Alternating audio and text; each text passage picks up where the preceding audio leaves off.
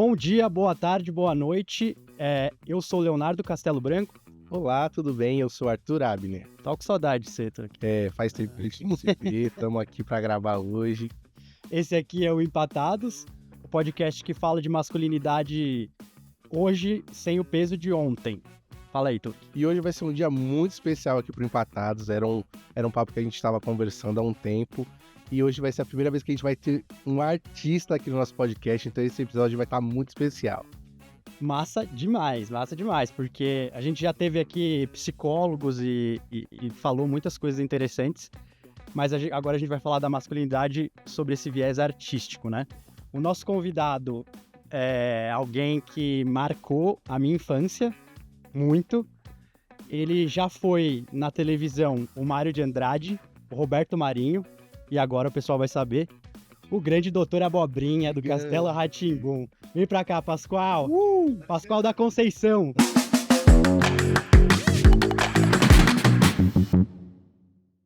Como é que você tá?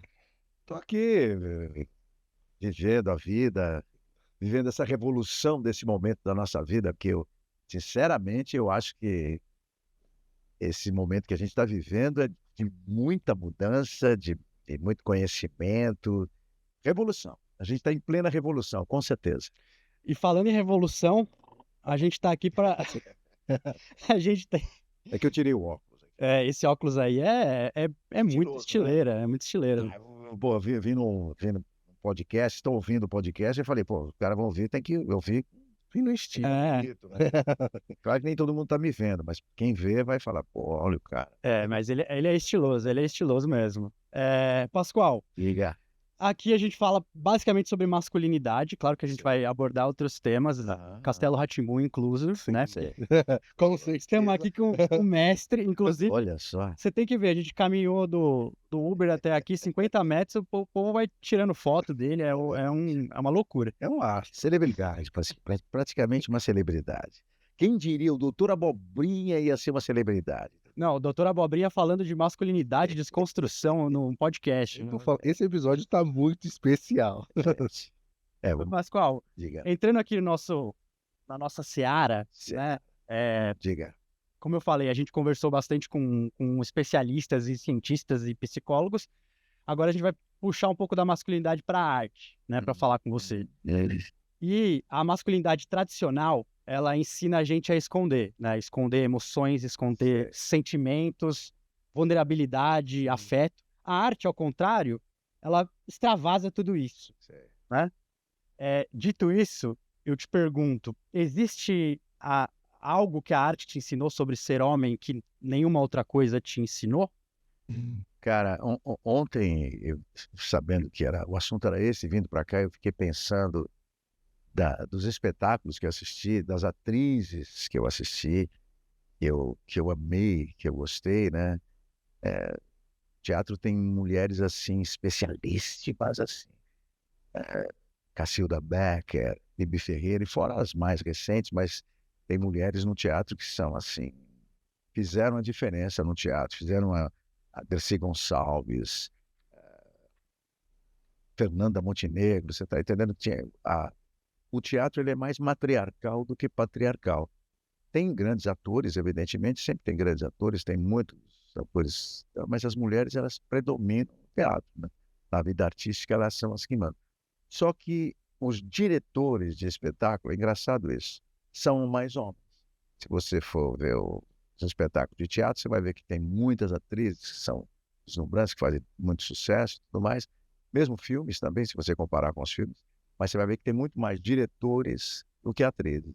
E eu aprendi, graças a vocês, a geração de vocês, que são mais jovens, que é diferente, que existem maneiras muito diferentes de encarar a masculinidade, a feminilidade, o gênero, dependendo de onde você estiver, do seu lugar de fala, do seu lugar de conhecimento do assunto. Porque eu não via tanto essa diferença, porque eu vivo num mundo masculino, né, num mundo de homens, né? E o mundo artístico também é um mundo masculino, e eu não via muita diferença. Mas, com o passar do tempo, eu vi... A primeira coisa que eu vi no teatro foi que eram grandes mulheres. Trabalhei com Maria Alice Vergueiro, que é um gênio, assim. Tapa na Pantera, né? Claro. Imagina o que é trabalhar com Maria Alice Vergueiro, né? Que era uma mulher de uma grande autoridade e tal. No teatro eu já vi isso. Mas eu não tinha... Porque eu tenho 72 anos, né? Então eu não tinha reparado esse viés de que realmente há um mundo masculino que predomina e que determina muitas coisas, até o que você escolheu, o que você vai falar, o que você vai... Ontem, vindo para cá, antes de vir para cá ontem, eu comecei a ler uma peça chamada Um Bonde Chamado Desejo.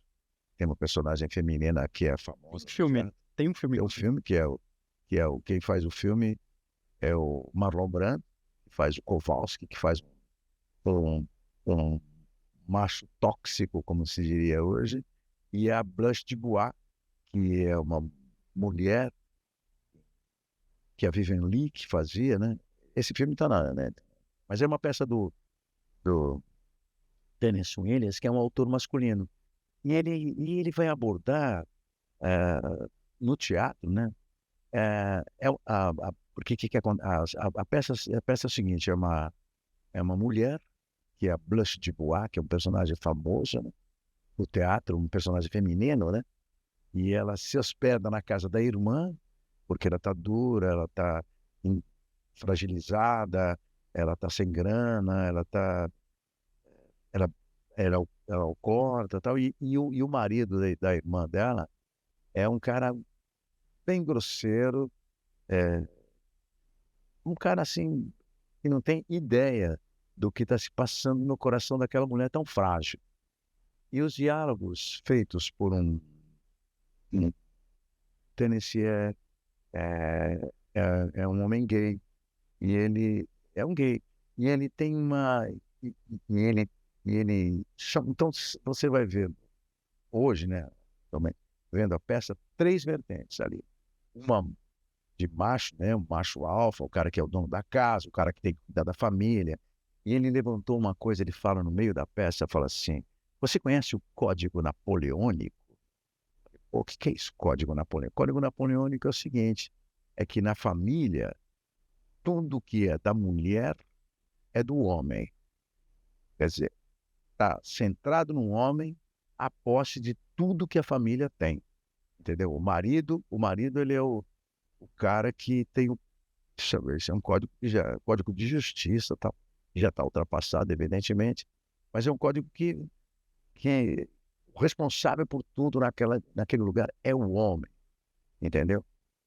Voltando assim ao que você me perguntou lá atrás, que você aprendeu nesse mundo artístico, eu vou falar para vocês assim, eu sou um ator só, né?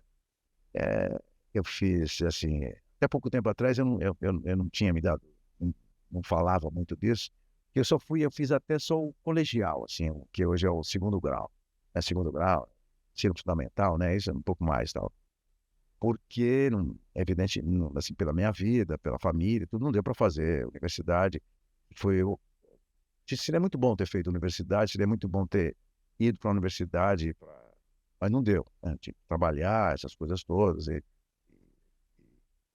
coisas econômicas que determinaram não ir para a universidade. Então, quando eu fui fazer arte, significou para mim uma universidade. A arte sempre foi para mim um lugar onde eu aprendi tudo que eu aprendi. Masculinidade, geografia, política, economia, história, tudo. Então, toda vez que eu vou fazer uma peça de teatro, eu vou fazer uma pesquisa, vou saber como é que ela é, para que quando ela acontece, tudo. E até é engraçado isso, porque eu fiz o Mário de Andrade, você falou no começo aqui, eu fiz o Mário de Andrade, outro dia, há pouco tempo, me chamaram lá na universidade, lá na USP e tal, para participar de uma mesa, pô, tinha tudo gente assim, que conhece, entendeu? Sim. De trás para frente, e eu falei, caramba, o que eu vou fazer? Mas aí, eu sou um ator, quer dizer, o que eu conheço bastante do Mário de Andrade, sei bastante, li bastante dele, mas para compor o personagem, eu não sei nada, não sei, eu fiquei sabendo do Mário de Andrade, e se for estudar literatura, tem outros caras que sabem muito mais, mas acontece que, como artista, a profissão me permitiu conhecer até o movimento modernista, essas coisas todas, dá até para dar uma enganada, entendeu? Como agora aqui, dá até para falar de feminilidade, de masculinidade, de gênero, não é que dá para dar uma enganada, mas é que o artista, ele se faz, quando você fala o que é um artista, o artista ele vai se formando, eu não gosto mais assim, aquele ator infantil, pequeno, ainda não está pronto, ainda não está artista, artista vai ser depois de muita pancada, artista é quase que é um processo como é o processo do vinho, nasce verdinho, depois apodrece, depois que apodrece, a uva apodrece, aí que vem o vinho, aí esse vinho, aí quanto mais velho fica, mais vinho ele fica, mais humano ele fica. Quanto mais calejado. Mais calejado, porque também vai perdendo muito desse negócio assim da vaidade, vai perdendo, vai chegando num lugar assim onde ele, entendeu? É uma hora que você tem que entregar os pontos, entendeu? Para de fazer caras e bocas, você tem que abrir o jogo, né? Entendeu? Que a idade vai dando e você também vai conhecendo a profundidade das coisas, assim, que as coisas não são tão simples como você vê, sabe? Eu tenho, sei lá, eu tenho revisto alguns personagens que falam, porque quando você fala de uma pessoa, do ator para uma pessoa, né? A pessoa sentiu isso, sentiu aquilo, só quem está passando mesmo a dor é que sabe o que é aquilo, entendeu? Só quem está dentro daquela dor é que tem ideia do que seja daquela dor, daquele amor, aquela alegria, enfim. Só quem está lá dentro é que tem ideia realmente do que está acontecendo profundamente, né? Em todos esses sentidos. Então, tentando, falei pra caramba, tentando voltar ao que você falou, o que a vida de artista me ensinou, ela veio ao encontro do meu caráter de pessoa, de ser humano, de homem, de cara da Vida Prudente, do Parque São Lucas, da Vinaema, da infância. Ela veio ao encontro disso tudo, se misturou com isso tudo e resultou, claro, numa vida toda que deu na vida de artista que eu tenho até hoje. Entendeu? Isso ela me hoje em dia eu já até falo, eu sou artista. Se misturaram as duas coisas, eu e a arte, a vida e tudo mais. E dentro dessa estrutura eu consigo compreender muito claramente o que significa, né, a masculinidade, qual foi minha conduta ao longo de todos esses anos de observador, de colaborador, de parceiro da mulher, de parceiro da vida social, vida coletiva, vida artística, entendeu? Eu fui colocado na vida artística, de certa maneira, pela minha mãe e por mulheres que me colocaram na vida artística. Minha professora, Dona Maria Teresa Pucci, que eu nunca deixei de esquecer. Mesmo numa época atrás, assim, a sua mãe você teve esse incentivo feminino, né? Sim, legal, né? Porque minha mãe era, assim, minha mãe era uma mulher muito lúdica, cara. Aliás, vocês falam do Castelo Rá-Tim-Bum e tudo mais, eu nunca ouvi alguém chegar para mim e falar para mim assim, não, meu pai me colocava na frente da televisão para ver o Castelo Rá-Tim-Bum. Eu não sei fazer a conta, mas 90% falam, minha mãe me colocava, as mulheres estão muito presentes nisso, você vê? E é um sinal de sacação cultural, educacional, que o mundo masculino, de repente, não tem com tanta objetividade, com tanta certeza, sabe? A maioria que eu ouço falar é disso. São mães que eram as mães que estavam lá fazendo as suas coisas e, ao mesmo tempo, cuidando das crianças e, ao mesmo tempo, prestando atenção no que elas estavam fazendo sabe? Jogando elas na frente da televisão, sabe? Na frente de um programa de televisão, assim, para que elas acreditavam que tinha até qualidade. Quando me falam assim, mas como é que foi? A minha infância, passei com você, eu sempre pergunto, como é que foi? Quem colocou você lá na frente? Eu não sei exatamente por que o programa fez sucesso, mas eu sei quem fez o programa fazer sucesso. Foram mães, tias, avós. Poucas vezes, assim, alguém falou, Meu pai me falava poucas vezes. Era sempre a mãe que enfiava a criança na minha frente por algum motivo. É engraçado que a gente fala também até na parte da construção, né? Tipo, de educação mesmo. A gente vê sempre esse papel maternal e essa parte do homem, o pai, assim, um pouco mais afastado nessa questão da educação, ou desse cuidado com a informação, ou dos programas Perfeitamente. do que as crianças estão assistindo. Você veja, mesmo eu acho, eu vejo, eu acho isso, eu acho que o mundo masculino ele se manifesta de várias formas, até muito poucas vezes, às vezes, como parceiro do mundo feminino, né? Mas muito do que a gente teve, do que a gente tem na nossa formação, na nossa vida, se deve com todas as dificuldades, às mulheres.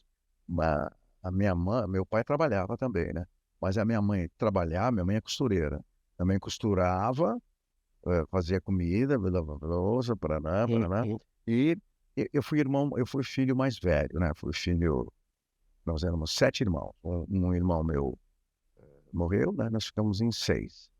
Mas eu, como irmão mais velho, tempo que minha mãe às vezes saía, ela lavava a roupa da pessoal da igreja, tinha um orfanato, lá tinha uma igreja, e eu me lembro lá em casa, engraçado, eu tenho essa imagem assim, um varal cheio de roupa de padre branca, assim, branca e preta, assim, varal, aquele varal grande. Minha mãe lavava a roupa e depois, de vez em quando ela lavava, quarava, secava, passava e depois ia entregar as roupas lá, né? Então, nesses períodos que a minha mãe ia buscar as roupas, ia 2, 3 vezes por semana, sei lá quanto, ou mais, tal, ou ia fazer coisas na rua, eu que ficava cuidando dos meus irmãos, eu que era fazia o papel da minha mãe, fazia aquele papel dela. E então então eu aprendi a cozinhar, né? Eu só não aprendi a varrer, essas coisas todas, varrer, limpar, lavar louça, ajudar a fazer a metade, fazer um pedaço. Nem lá em casa era meio mais ou menos comum isso, porque tinha que fazer, sobrava para todo mundo, entendeu? Sim. Então, eu nunca tive. Até hoje eu sou casado assim, e eu fui casado mais de uma vez. Eu sempre dividi as tarefas em casa, tal, assim, mas não dividi sei lá, por obrigação, qualquer coisa. Dividi porque era necessário, entendeu? Você pega e faz metade aqui, vai para lá, vai para cá, sabe? Dividia coisa de grana, tudo mais. Na verdade, em casa, de grana sou péssimo, porque em casa a minha mãe é que coordenava a grana. Então eu trabalhava essas coisas, dava grana para minha mãe, pedia para a mãe me dar, sabe? Ganhava 1.000, mãe, me dá 50 pau para eu fazer o rolê e tal.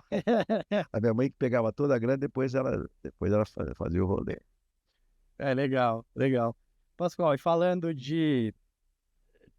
você falou bastante da sua infância e da sua criação com a sua mãe, muito legal.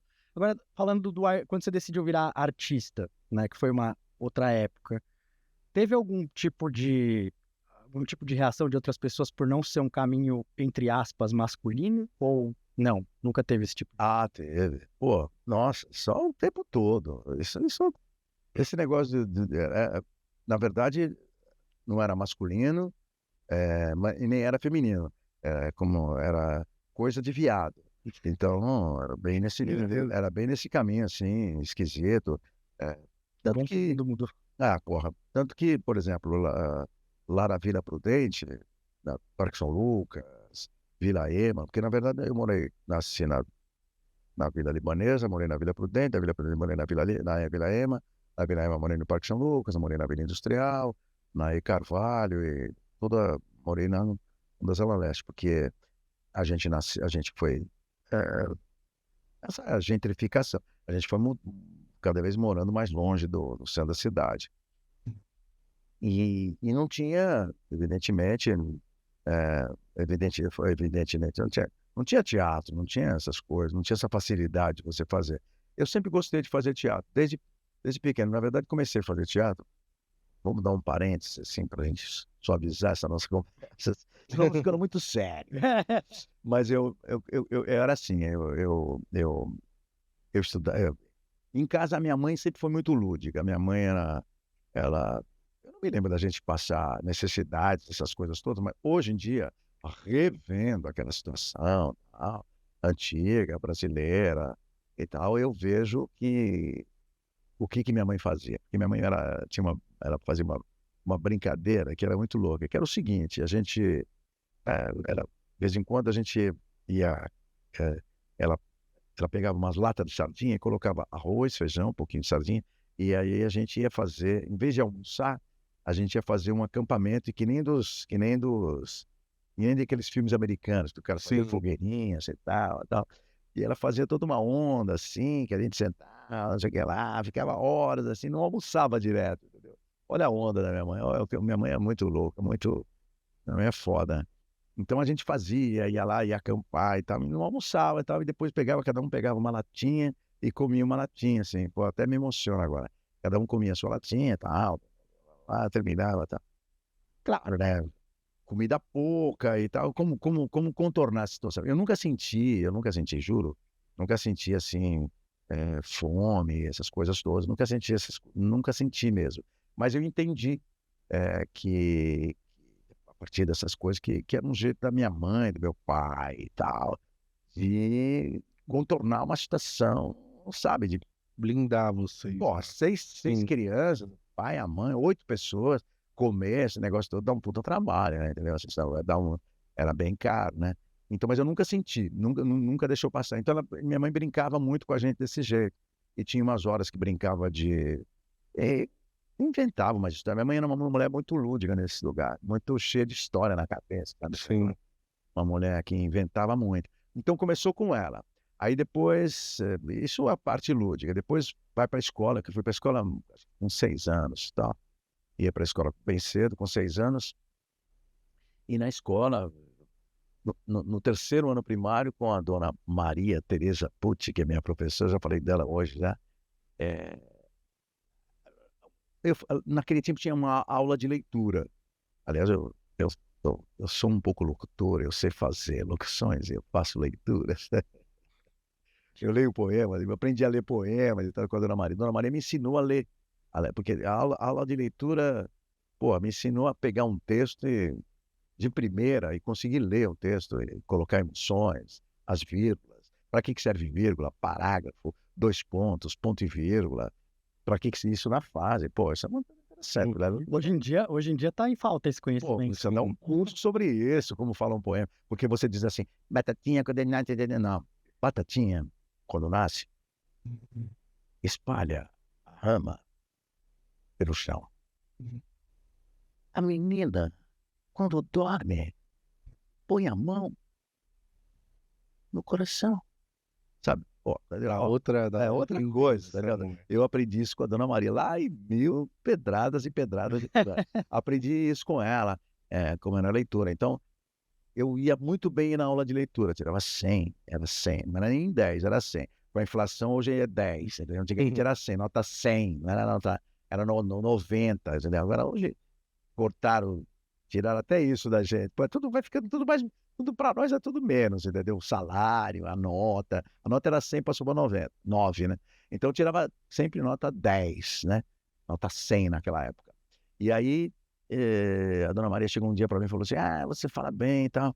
Aí comecei a decora um poema, aí comecei a participar das festas da escola, que é aquelas festas, 21 de abril, festa junina, sempre tem um poema, tá? Então eu era aquele aí tinha um recado da diretoria para todos, eu era o aluno que ia lá ler o recado, pegava assim, coisa e falava assim, você sempre foi um homem sensível, ou foi a arte que abriu esse espaço em você? A atuação exige um corpo mais disponível. O que você descobriu sobre sua própria masculinidade quando começou a trabalhar com o corpo? Você viu que eu já estou olhando para você, né? Olha só, eu comecei a atuação exige um corpo mais disponível. Você viu que eu já bati o olho e falei que já foi para você. Então, isso que eu aprendi quando era tá vendo? Maravilha. Maravilhoso, né? Eu posso até... Aliás, essa parte do podcast vocês postem e falem, vai custar o link a locução. Põe o corte aí, produção. Põe o Pix embaixo, entendeu? Não, mas é verdade. É uma coisa que me ajudou, cara. Nossa, muitas vezes. De prima, de improviso, tem que falar um texto, vem uma coisa. Aí porque a Dona Maria me ensinou assim, você bate o olho, dá aquela fotografada, vê tudo, vê a frase inteira. É, pro- procrastinar está lá na frente. Você já sabe que você vai encontrar o procrastinar. Quando você procrastina, você já está pronto para dar aquele. Quando você procrastina, sabe? Você já está pronto para dar aquela frase e já vai falando com aquela. Já vai pegando para você. Então eu comecei a falar com a Dona Maria, falar. Nossa, já me perdi do assunto que eu estava dizendo. Mas enfim, eu estava dizendo isso. Aí essas mulheres, a Dona Maria, eu aprendi. Mas eu não fui direto para o teatro, não deu para ir direto para o teatro, não foi possível ir direto para o teatro. Até uma vez, acho que na festa de formatura, que eu fiz um monte de coisa, na festa de formatura, alguém queria me levar para TV César, meu pai não deixou. Meu pai tinha essa preocupação, não, vai estudar. Sim. Esse tempo todo não deixava, não.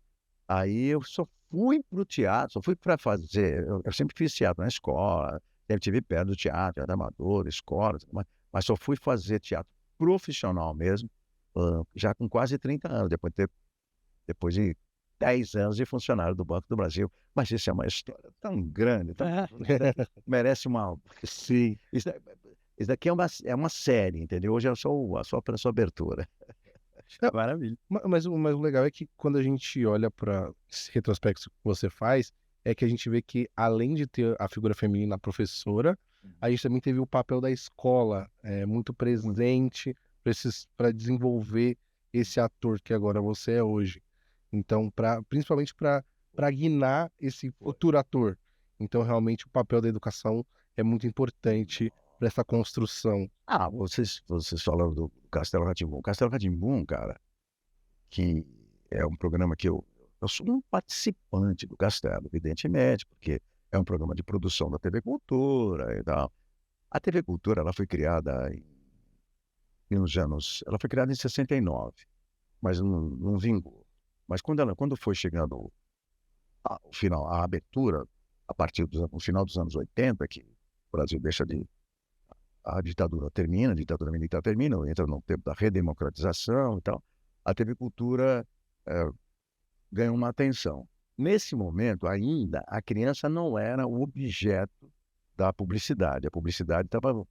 Lembra, a gente tem até um comercial famoso assim, escreve o teu pai, não esqueça da minha calórica, entendeu? Quem comprava era teu pai, tua mãe, tua avó, os parentes que compravam para você. A criança não era objeto direto da publicidade.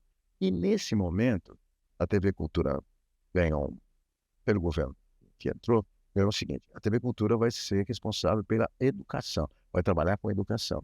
E os programas da Cultura foram todos educativos até então.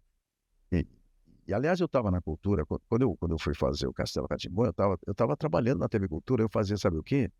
Eu fazia voice-over. Voice-over era o seguinte: chegavam os programas da BBC, programas de, sei lá, de passarinho. Aqui está o passarinho. Passarinho tem asas. Já na locução. 2 perninhas. Entendeu? Eu fazia eu fazia a voz minha em inglês, né? The bird from Sunshine. O passarinho tem asas. Eu fazia aquela voz e vai por cima daquela voz em inglês. Né? E que eram programas educativos da BBC da Inglaterra, que eram transportados aqui para o Brasil e transcritos. E foi aí, um dia lá, ali, fazendo um programa desse, que eu conheci que estavam fazendo um programa infantil chamado Castelo Rá-Tim-Bum. Então, a Cultura, falando em se tratando de educação, esse programa Castelo Rá-Tim-Bum, gente, esse programa Castelo Rá-Tim-Bum, tinha... se você vê o programa, a gente não podia errar concordância nominal. A gente, se você vê, não tem um nós vai, nós foi, nós fiz, uma coisa... Não, tem tudo com concordância nominal, plural, a gente fazia plural.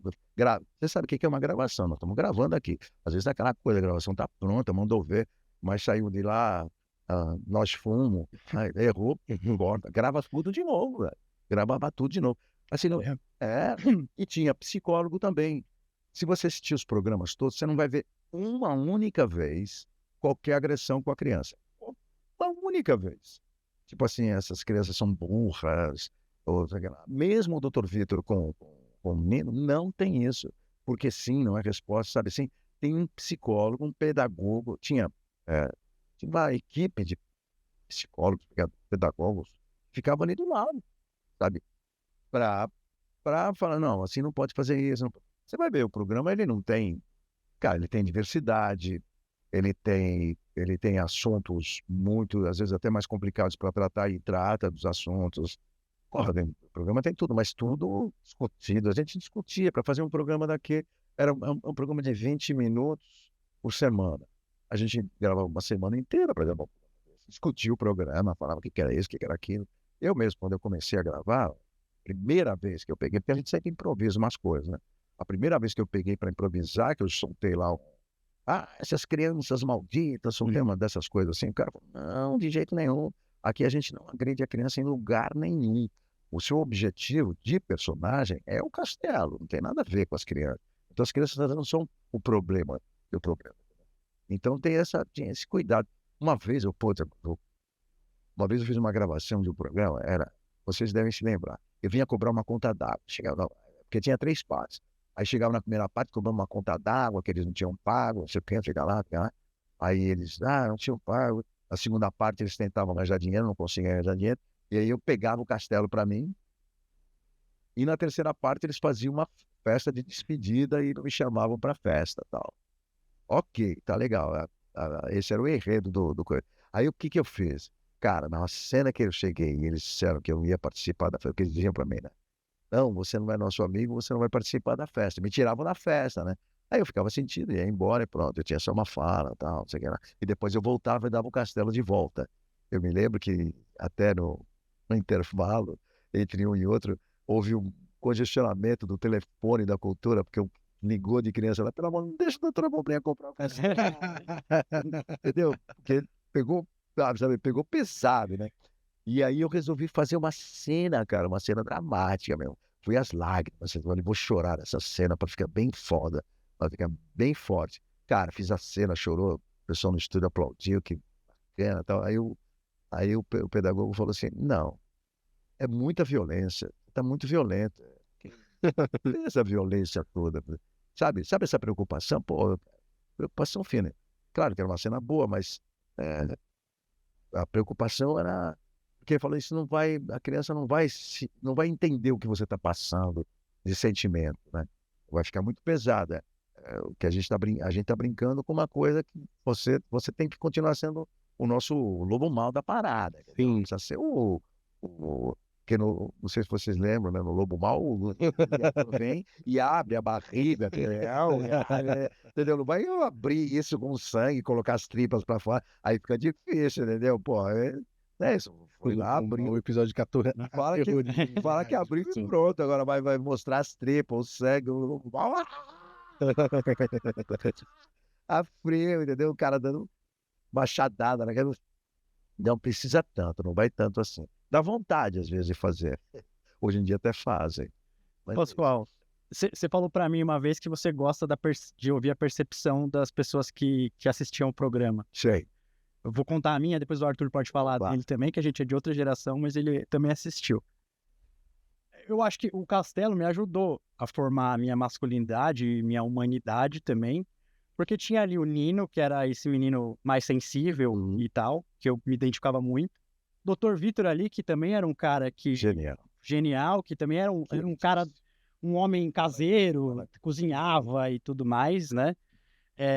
Eu queria saber, primeiro, se você concorda comigo que ele foi positivo para a masculinidade, para formar homens melhores.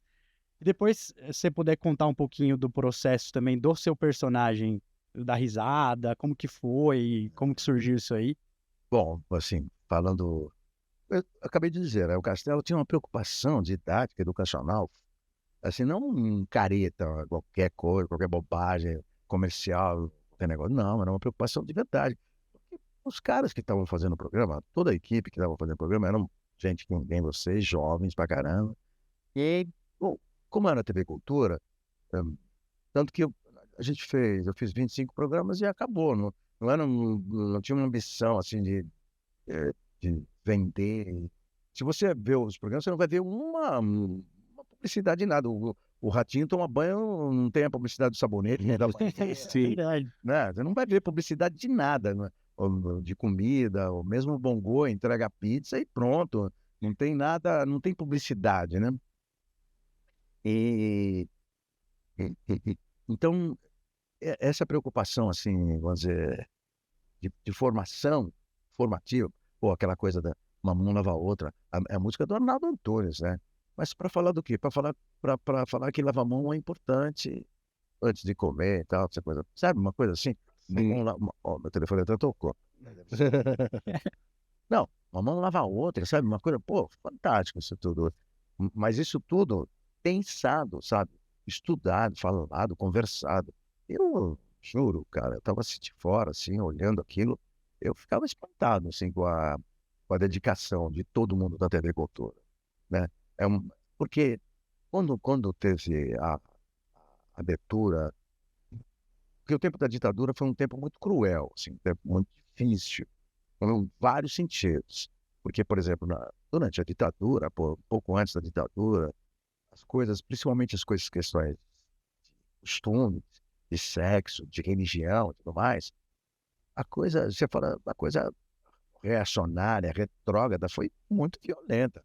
Gente, vocês nem sabem o que é isso, mas havia um negócio chamado virgindade. Virgindade assim, antes de você transar e depois de você transar. Então a virgindade era assim, a castidade valia ouro, entendeu?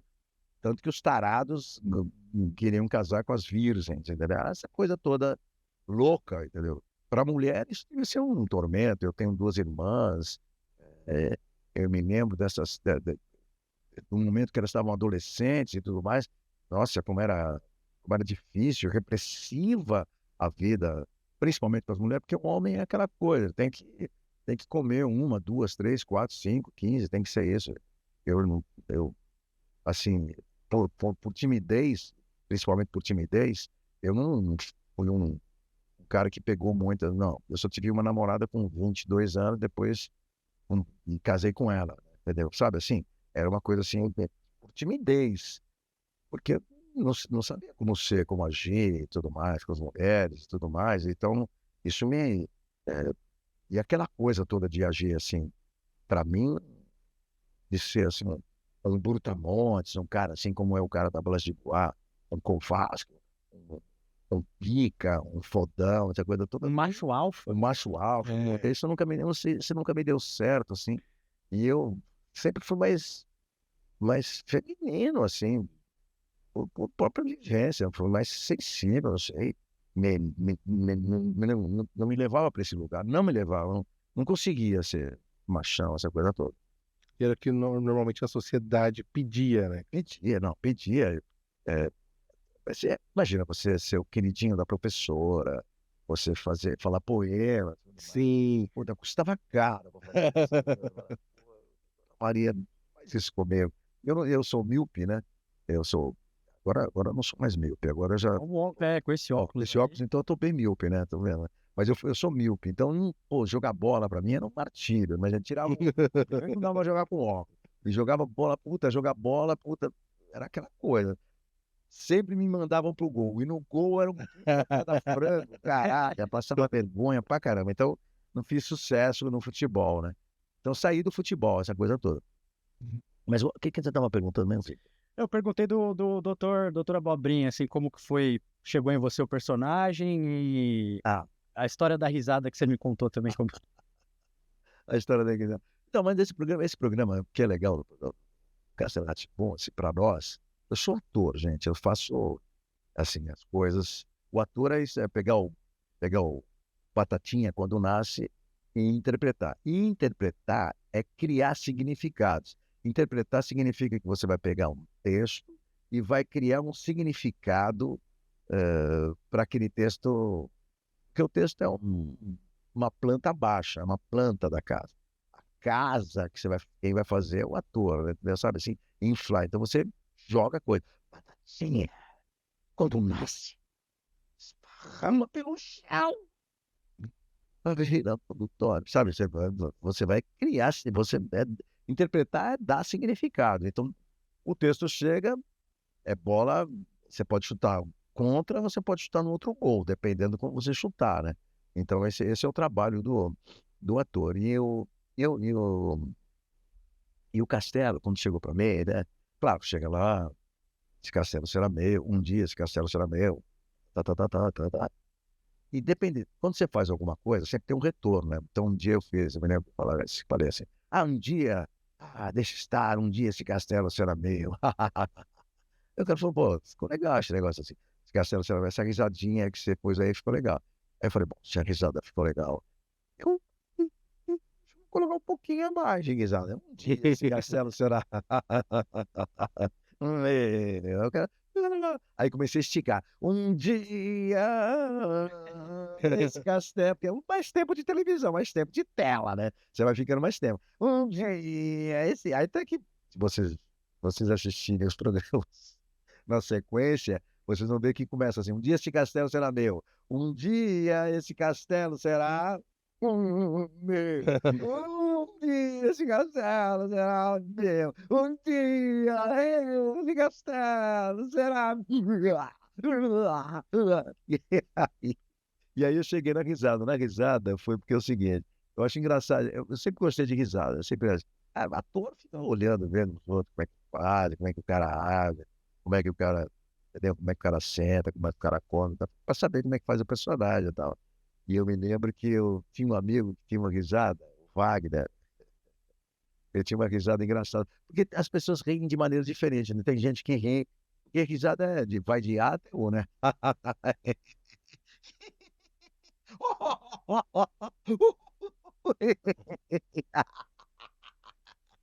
Lá na Globo, por exemplo, tem um departamento que fica. Você chega lá às 5 horas da manhã, por R$ 50 por dia, você ganha um almoço e ainda você tem que ficar no auditório daqueles programas de piada, dando risada de tudo, entendeu? Olha lá, o telefone está tocando de novo, não vou atender. Aí é para eu parar e falar outra coisa. Bom, aí a risada do Doutor Abobrinha, pô, a risada do Doutor Abobrinha foi o seguinte: eu, eu falei, pô, presta atenção, né? E eu gosto de risada, porque risada, meu irmão, eu tenho um irmão, meu irmão, eu também tá aí assistindo, né? Ele ria assim, ó. Sem som. Pô, não sai som na risada dele, entendeu? Agora tem gente que ri chorando. Mas você fica na dúvida, às vezes não tá chorando, sabe? Aí tem muitas risadas, hein? Risada que ri, que chora, risada que parece que a pessoa tá morrendo. Porra, sabe? Quando a risada mesmo. E a risada do Doutor Abobrinha foi uma risada que surgiu que um amigo meu que... Nem, porra, que risada interessante. Ele... Aí foi... Aí, mas ela foi ficando cada vez maior, até que um dia o Cal falou assim: é o seguinte, menos risada, porque o diretor vai dando chance, né? Todo mundo vai gostando, você vai falando, Vai se você empolgando. vai se empolgando e vai ficando mais tempo. Daqui a pouco fica 1 minuto para dizer um dia esse castelo será meu, pô, fala logo, esse castelo será meu e sai de cena. Tanto que algumas vezes a gente estava ensaiando e quando eu era meu vez, momento! Um dia aí que eu começava a falar, eles me jogavam um papelzinho. Para, não vai falar mais, chega, tá? É engraçado. Mas é muito marcante, né? É muito marcante. Para nós foi muito. Pô, é engraçado. Vo- Você não, você não sabe o que, que vai dar, por que vai dar aquilo, como vai dar naquilo. Não dá para ter uma ideia assim, muito objetiva no que vai dar. Eu acho que vai. É aquela coisa, gente, é a coisa da nossa conduta. Eu aprendi um negócio que é o seguinte: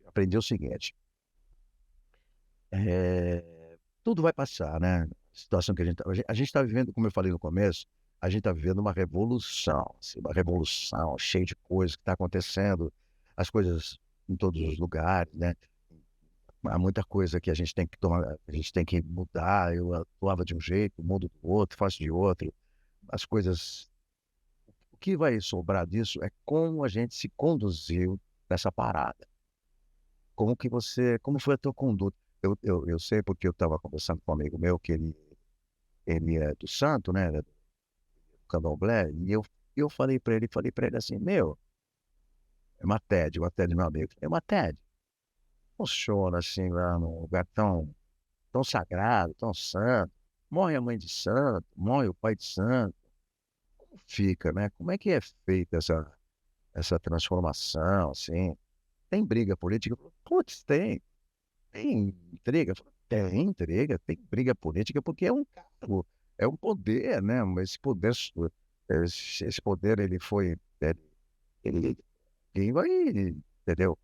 Quando entrar, o ser humano briga pelo poder, seja homem, seja mulher, seja trans, o que for, ele vai brigar por esse poder, ele vai brigar para estar nesse poder. Eu falei, mas como é que funciona? Ele falou assim, olha, a única coisa que a gente conversa é que vai ter uma hora que vai mudar. E a gente vai ver como é que você se comportou durante esse percurso. Então, acho que é isso que a gente tem que cuidar, né? Como que a gente vai se comportar nesse período revolucionário?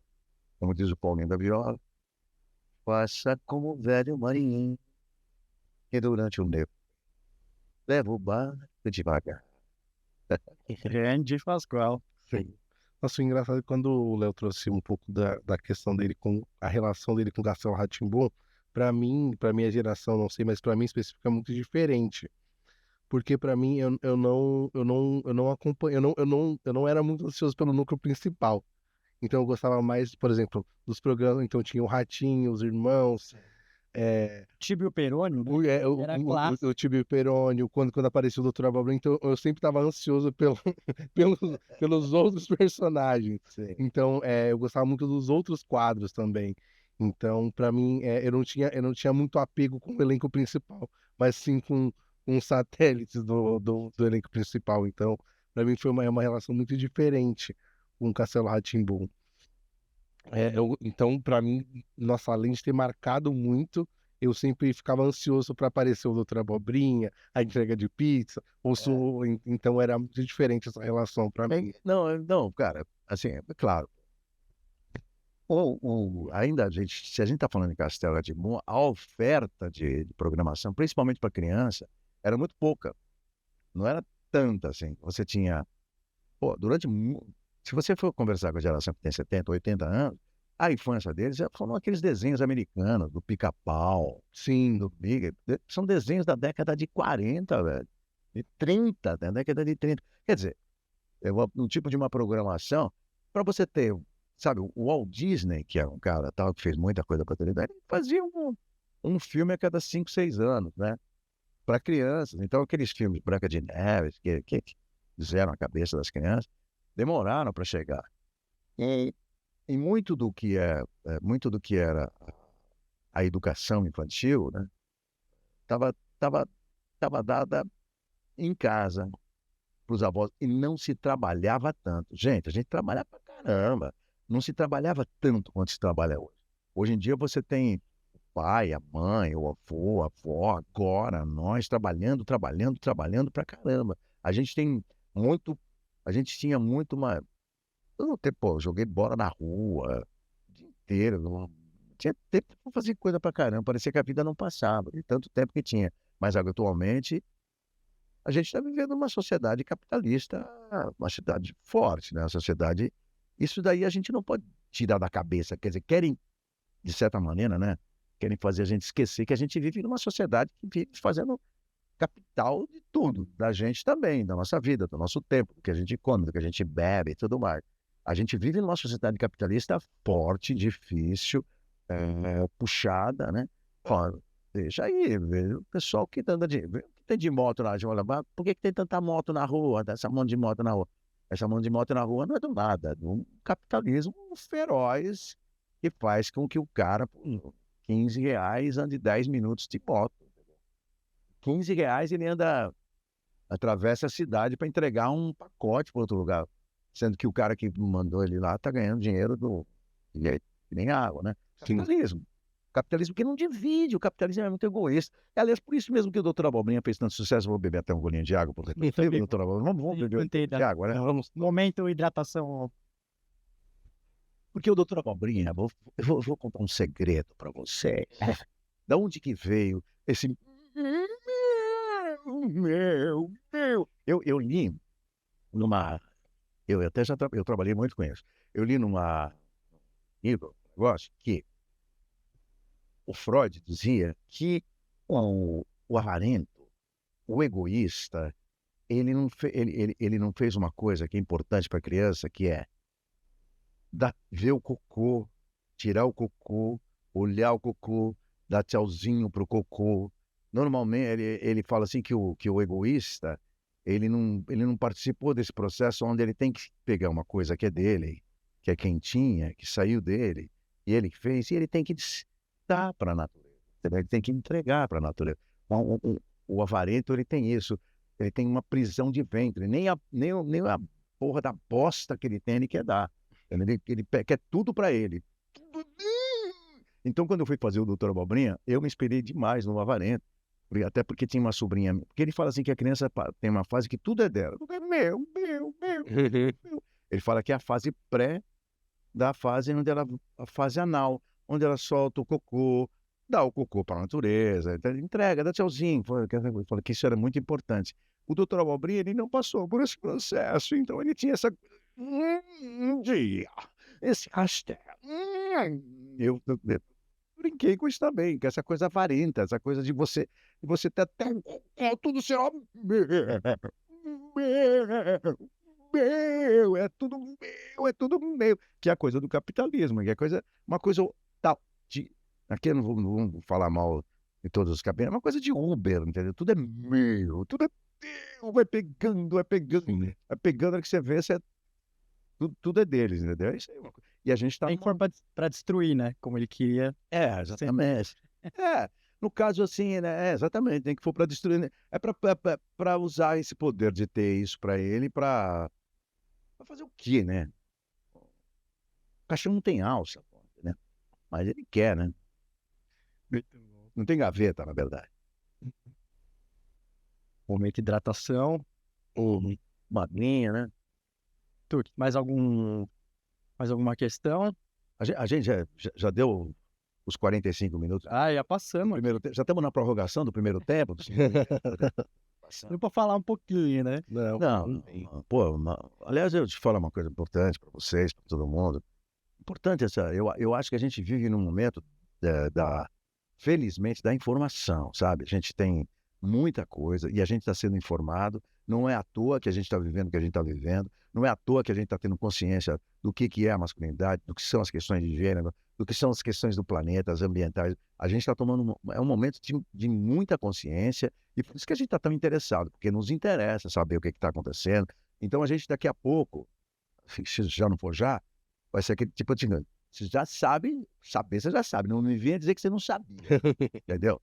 Vai acabar o tempo aquele tipo de... Se tiver um aí um nicho, entendeu? Um cantinho que tem aquele cara que não sabe, pode parar. Todo mundo já está sabendo de tudo. Então, mesmo assim, eu sou machão, fiz isso, fiz aquilo. Para com isso. Acabou o tempo do tempo que você não sabia. Esse tempo do pessoal que não sabia, acabou. Racismo, qualquer coisa. Acabou esse tempo. Está acabando. Quer dizer, sobra ali umas perninhas, mas está acabando esse tempo. Então a gente está entrando num outro tempo. Por isso que a gente está com tanta informação, por isso que a gente está com tanto programa. A gente está meio que virando a página da humanidade. E, claro, tanto que é engraçado, vocês podem reparar que o pessoal assim, os mais idiotas, os idiotas estão se pondo para fora, assim, como se dissesse assim, saindo da tua. É como se ele dissesse, eu sou idiota. Eu falei, idiota, assim. Não, mas não é idiota, assim. Não é idiota, entendeu? Então não vai ter, acabou essa ingenuidade não vai poder se esconder. Por exemplo, essa política que a gente está vivendo, ela está deixando bem claro, por exemplo, o que é um negócio, entendeu? Tipo o Doutor Abobrinha, é tudo meu, é tudo aberto, assim, quase vomitado mesmo. Então, cabe a nós, evidentemente, pô, a gente está ficando informado, vocês estão lendo, estão ouvindo aqui o programa, estão informados, pô, entendeu? Ninguém vai ensinar Padre Nosso para vigário, você já sabe do que se trata, entendeu? Daqui para frente, já teve os médicos, os psicólogos, o cara da igreja, todo mundo veio aqui, já falou, já explicou o que se trata. Agora para de fazer besteira e vamos mudar a nossa conduta, que é o importante. Muito importante. Bom, muito bom. Pascoal, para terminar, manda um recado aí, então, para quem ainda tá nessa de macho alfa aí, Eu sinto assim, nós ou para quem tá todos. querendo se desconstruir. Não, nós todos. A gente tem todo que. A gente eu sou ator. O ator, ele lida com você, com você e lida com os outros. Porque quando eu vou fazer um personagem como ator, eu vou fazer um Hitler.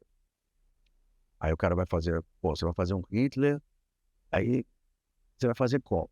Fazer um cara malvado?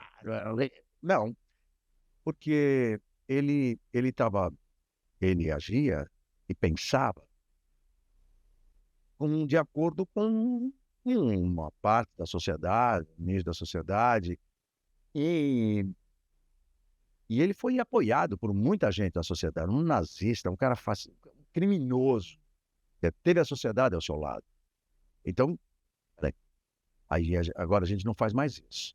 Errar é humano, persistir já é burrice. Entendeu? Porque às vezes a sociedade quer uma mudança, ela precisa da mudança, e eventualmente pode ser que ela tem que pensar como que ela vai fazer essa mudança. Para isso que a gente tem as leis, para isso que a gente tem justiça, para isso que a gente tem as instituições. Quando você destrói as instituições, quando você destrói a justiça, quando você destrói o cinturão de preservação e de proteção das minorias, você destrói as possibilidades de mudança também, né? A maioria impõe isso.